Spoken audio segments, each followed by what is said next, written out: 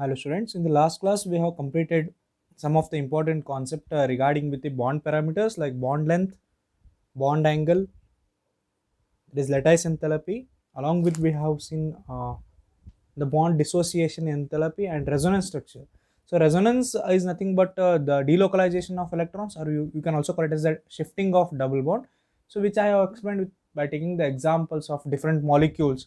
So like ozone molecule and some of the examples regarding with the molecules which are having double bonded. So that can be shifted from one atom to the another atom. So therefore shifting of double bond or delocalization of electron is generally called as resonance within the molecule, and you will get more than one structure during the resonance, and those more than one structures are called as the canonical forms. And by adding both those structures, we can give the concluded part of the structure, that is last part of the structure, or the ultimate structure for the molecule, which is called as a resonance hybrid. So that we have seen many with many examples. We have seen that more than 2-3 examples we have seen the resonance structure. So even in the exam also they may ask the resonance structure of CO3 minus 2, which is very important, and I have also given the resonance structure of O3 molecules also. So these two are very important for your syllabus. Please practice the resonance structure of molecules. And further the extended part, as I already explained, that is polarity in the bonds. So polarity is in the bonds is generally due to the presence of negative charge and the positive charge. For example, if you take any atom, so suppose if it is A and B, so A will have the positive charge and B will have the negative charge, right? So that I have already explained. We will do some of the rough work here also. So A and B, so if A possesses the positive charge and B possesses the negative charge, so assume these two as an atom. So it consists of orbitals, and there will be electrons in the last orbit, and here also B consists of orbitals, and this will donate electron to this, then it will convert into positive charge A, and B will convert into negative charge by accepting the electron, right? So therefore there is a formation of attractive force between these two atoms. So this force of attraction, and which is multiplied by this force, right? So the force multiplied by the distance between the two atoms, right? So that distance can be taken as r, right? So this is r1 and r2, right? So by adding you will get the total r value. By multiplying this magnitude, which is generally measured in terms of force, along with that if you multiply that value with the distance between this atom, that is generally called as a dipole moment, right? So in physics also you have learned, as we already discussed. So dipole moment here, which explains the polarity of the bonds. Polarity is nothing but the separation of charged particles. So one will be obviously having positive and another will be having the negative, because whenever there is an opposite force of attraction, then only there is a force of that is chance of attraction, right? So whenever both are having different charges, then only they have the capacity to attract each other. So therefore the distance between them is generally termed as r, and the force of attraction is generally in terms of magnitude. So whenever you multiply these two values, we will call it as dipole moment, and this dipole moment generally helps to explain the polarity of bonds. If you take any bond, so the same case will be observed here, that is dipole moment. The definition for the dipole moment goes like this: the product of magnitude and the charge, right? So which is magnitude given in terms of charge, and the distance between them is generally called as dipole moment. One is positive and obviously one is negative. So therefore it is generally represented by the Greek letter mu, right? And dipole moment is equal to, it is a multiplication of charge into distance of separation, as I already said. So it is a multiplication of charge and distance between the positive and negative charge particle. So there is one constant value, that is 1 dB is equal to 3.33564 into 10 raised to minus 30 centimeter, and it is measured in terms of dB unit, which is represented as capital D.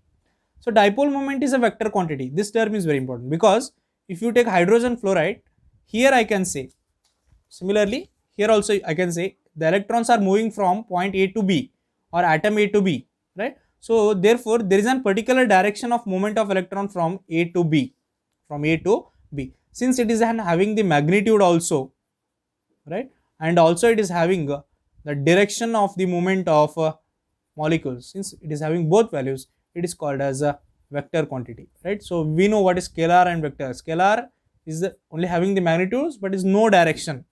It doesn't have any kind of direction, only magnitude. If the molecule possesses only magnitude, we will generally call it as scalar value, right? So if the molecules possess both magnitudes as well as direction, so it is called as vector quantity. Since dipole moment is having both magnitude, that is nothing but charge of the molecules or the atoms, and the distance of the separation, that is the direction, right? So which means the electrons are moving from hydrogen to fluorine atom, right? So if you take any molecules, if one is positive charge, another one is negative charge, as we already mentioned in case of dipole moment, so the electrons will always move from positive charge to negative charge, means positive atom to negative atom. So therefore it is termed as an vector quantity.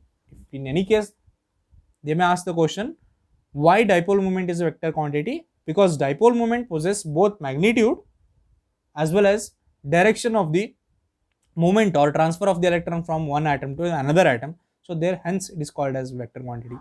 And we have also seen the dipole moment in some molecules like H2O. So here if you observe,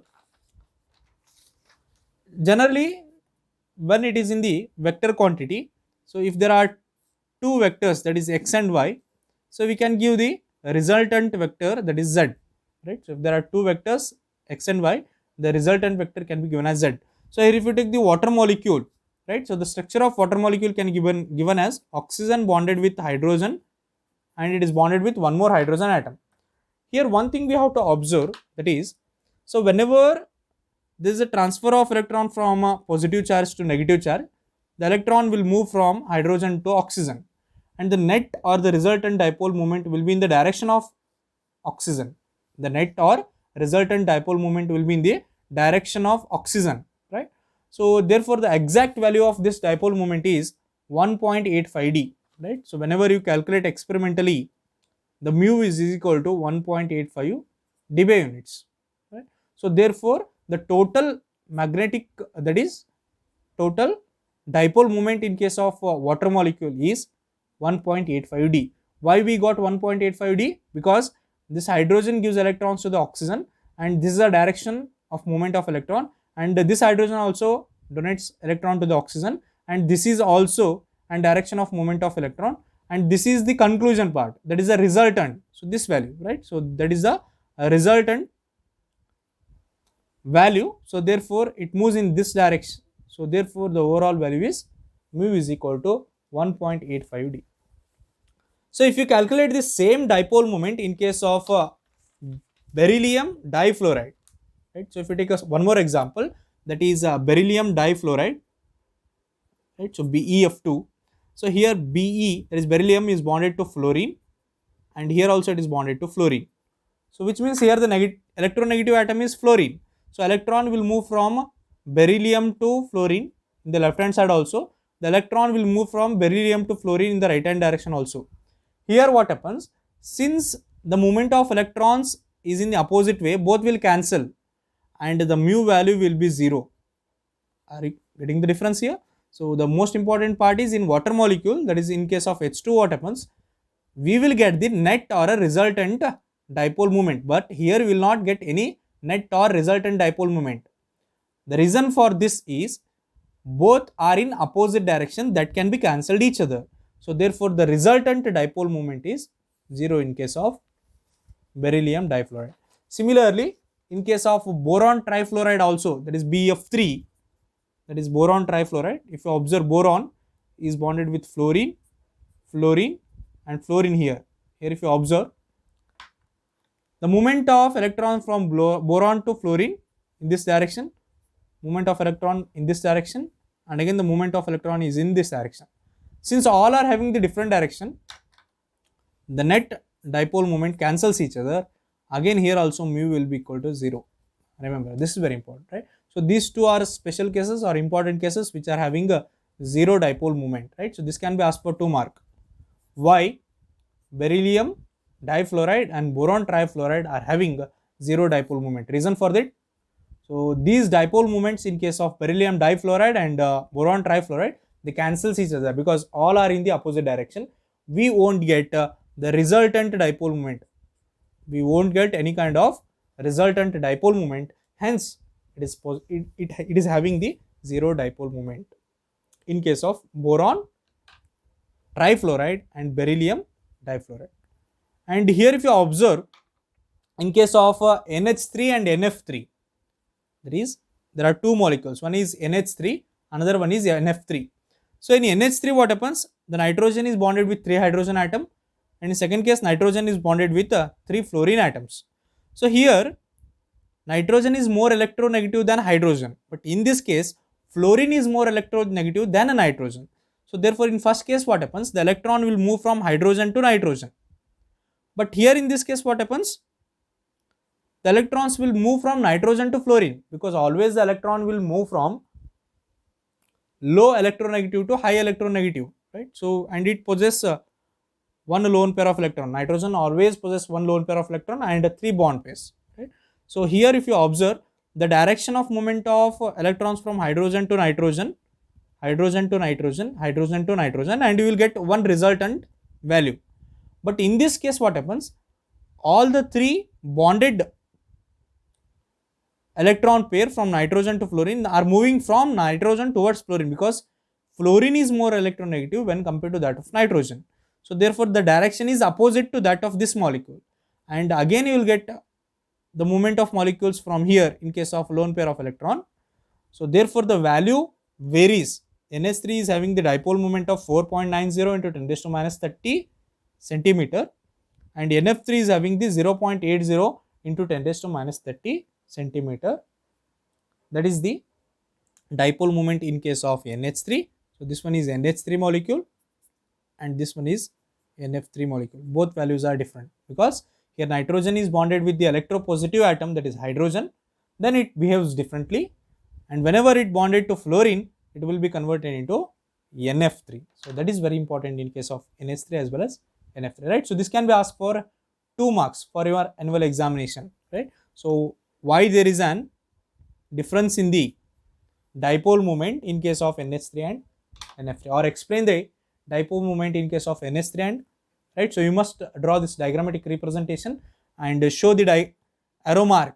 There is a movement or transfer of electron from hydrogen to nitrogen and nitrogen to fluorine in case of NF3, and write the values, right? So these are constant values. NH3, that is 4.90 into 10 raised to minus 30 centimeter, and for NF3 it is 0.80 into 10 raised to minus 30 per centimeter. So further if you go, there is one important theory after Cosse-Lewis theory, that is valence shell electron pair repulsion theory, so which is also known as VSEPR theory, right? So VSEPR is abbreviated as valence shell electron pair repulsion theory. Here if you divide the word, valence means last, shell means orbital, electron means negatively charged, pair means 2, right? So and repulsion means there is an reverse force. Attraction means there is a force of attraction, repulse means there is a reverse force, right? So every word has its main important role in case of this theory. Valence means last, shell means orbital, electron means negatively charged, pair means there are 2, repulsion means opposite force, right? So therefore the complete theory based on valence shell electron pair repulsion, hence it is called as VSEPR theory. And there are some statements which are termed as the postulates. So these postulates are very important to explain the VSEPR theory. That first one is, the shape of the molecule depends on the number of valence shell electron pairs bonded, or it may be unbonded or non-bonded, around the central atom. For example, so we know that the orbitals are having different shapes, right? So spherical shape for s orbital, dumbbell shape for p orbital, and double dumbbell shape for d orbitals, that we have studied in the previous chapter, right, in the structure of atom also. So but here in this case the shape completely depends on, right? So the first postulate say, according to VSEPR theory, it states that the shape of the molecule is completely dependent on the number of, right, so electrons which may be bonded or which is already involved in bonding, or which may be non-bonded, right? So suppose if I take atom A, so it consists of electrons, right? So if it is bonded with B, so it consists of 1 electron in bond formation and it consists of 2 lone pair of electrons, right? So both these bonding electrons and non-bonding electrons are responsible for the shape of that molecule. So therefore the first postulate says that the shape of the molecule is depend upon the number of valence shell. Valence shell means the electrons which are present in the last orbit, right? So those electron pairs, they may be bonded also or they may be non-bonded also around the central atom. Central atom means through which the bond initiates. So that is called as central atom. And second important postulate is the pair of electron in the valence shell repel one another since their electron clouds are negatively charged. Right. So here if you observe, second postulate says that if you consider this as a nucleus and there are electron pairs here, right, so in the same orbit, so these will have the repulsive force, right. So these electrons will have the repulsive force because of the cloud of charges. Cloud means there is a continuous, right, so that is irregular arrangement of electrons. So one electron will not attract the other electron because these are having the like charge, or these are having the same charge. Since same charge, there will be no any attractive force, that is called as a repulsive force. Observe here, since the last orbit consists of cloud of charges, which means the electrons are present in the last orbit are more, and each electron will not have any kind of attractive force, that is generally called as a repulsive force due to the like charge, or we can call it as same charge. So that is the second postulate according to the VS-EPR theory. This theory states that the pair of electrons in the valence shell repel one another since there is an electron cloud are negatively charged. If they are both negative and positive, then there might be the attractive force. Since they are only negatively charged, so there is an repulsive force between the electron. There is a second postulate. Third one is the pair of electrons tends to occupy such position in a space that minimize the repulsion and maximize the distance between them. Right. So third postulate, according to VS-EPR theory, it says that the electron arrangement will be observed in case of any atom in such a way that is a minimum repulsion. Right. So already we know that there is a repulsion, but that repulsion must be minimum repulsion, right, and maximum distance. Right. So which means the angle created between the two atoms will be minimum and the distance is always maximum. Here if you observe the arrangement here, since they do not possess any kind of attractive force because they are like charge, right. So like charges will always repel each other. So and the arrangement will be in such a way that there is a minimum repulsion and maximum distance between the electrons or the pair of electrons which are, right. So if A is having a 6 electrons in the last orbit, so here the repulsion will be minimum. The repulsion between the electron will be minimum and the distance between them is maximum, right. So that is the way of arrangement of electron in case of VS-EPR theory. According to VS-EPR theory, that is the third postulate. Always this electron cloud tends to occupy minimum repulsion between the electrons and maximum distance between the electron pairs. And fourth important postulate is, so the multiple bonds are treated as if it is a single bond electron pair, and 2 or 3 electron pair of multiple bond are treated as a single super pair. The fourth important postulates here according to VS-EPR theory is, if you take atom A and B, right, so if only one pair of electron is given during the bond formation, it is called as single bond, and if 2 pair of electrons is given, it is called as double bond. If 3 pair of electron is given, it is called as triple bond. But according to VS-EPR theory, it says that, so here in this condition what happens, so this triple bond is treated as single super bond, right. So according to VS-EPR theory, so wherever there is a double bond or triple bond, so these are generally treated as a single super bond, right. So there is a fourth postulate according to VS-EPR. Fifth one, when 2 or more resonance structures can be represented for a molecule, the VS-EPR model is applicable to any such structures, right. Suppose in case of fifth postulate, it explains that, so there is an CO3 molecule, that is 2 minus, that we have seen the carbon is bonded with 3 oxygen, so in which 1 oxygen is double bonded, and we can write this structure as like this also, the carbon single bonded with oxygen, double bonded with this oxygen, and single bonded with this oxygen, right?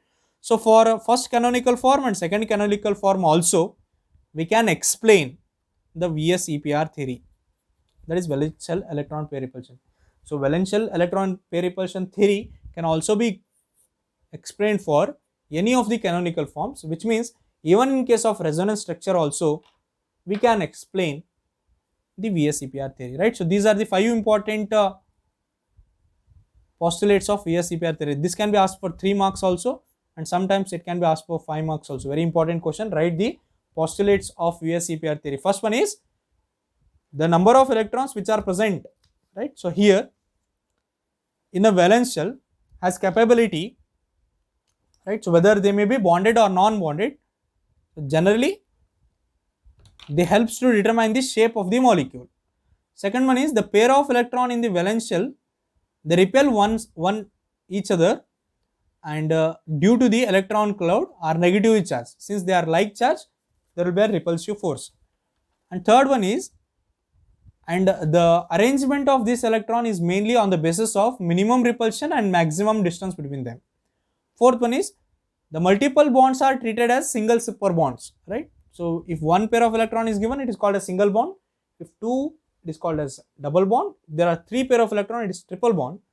But here the thing we have to observe is, so the multiple bonds are treated as single super bond in case of VS-EPR theory.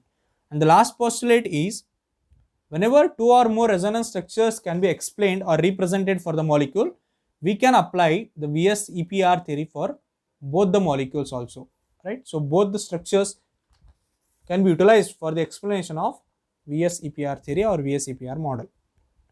And one of the important note point here is the repulsive interaction of electron pairs decreases in the order lone pair greater than lone pair bond pair, and it is again greater than bond pair, right? So the repulsive interaction means the force of repulsion. For example, so I will represent here. So if atom A is having one lone pair of electron and it is bonded with B, right? So it is having one bond pair of electron, right? So here if you observe, A is having 2 lone pair of electron, right? And A is having both bond pair electron here, right? So here the bond pair and bond pair are having some kind of repulsion. Lone pair are having one kind of repulsion, and lone pair and bond pair are having some kind of repulsion. And this repulsive force is in the order of lone pair is greater, right? So lone pair, LP represents lone pair, to lone pair is a greater value. Next is lone pair, bond pair. Next is bond pair and bond pair, which means the repulsive force, right? So between the lone pair and bond pair can be observed as, it is more in case of lone pair and lone pair whenever both are lone pair, right? So whenever, so whenever both are lone pair, the repulsive force is more, but it goes on decreases whenever one is bond pair and another one is lone pair. If both are bond pair, then the repulsive force is very less, right? So this is the decreasing order of repulsive force in case of lone pair and bond pair. So if the atom possesses both lone pairs, its repulsive force is more, right? So if the atom possesses one bond pair and one lone pair, so it is having the medium value of repulsive force. If both are bond pairs, which means already utilized for bond formation here, then what happens? It is having very weak repulsive force. So therefore, as the bond takes place, the repulsive force goes on decreases. So whenever they are having the non-bonding electrons, right? So before bonding they are having more repulsion.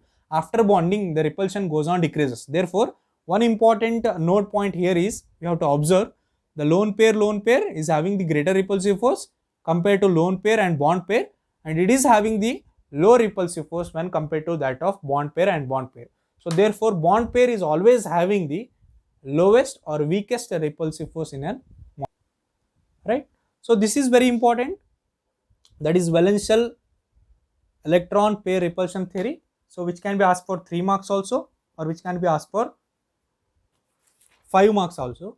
And similarly, one important question here is the dipole moment. So they can give any molecule and they may ask you to calculate the dipole moment. That is a constant value, but we have to explain diagrammatically in water molecule, in boron difluoride, and similarly in beryllium difluoride, and similarly in boron trifluoride. Both are having zero dipole moment since the net dipole moment cancels each other. And in case of NH3 and NF3 also we have seen the dipole moment, and also we have explained, that is VSEPR theory, that is postulates of VSEPR theory. And in the next class we will see how the structure of molecules can be given with the help of VSEPR theory. And one important note point here is the lone pair is having the greater repulsive force compared to lone pair bond pair, and again the bond pair is having the weakest or lowest repulsive force, right? So we'll stop here. We'll continue in the next class. Thanks for joining.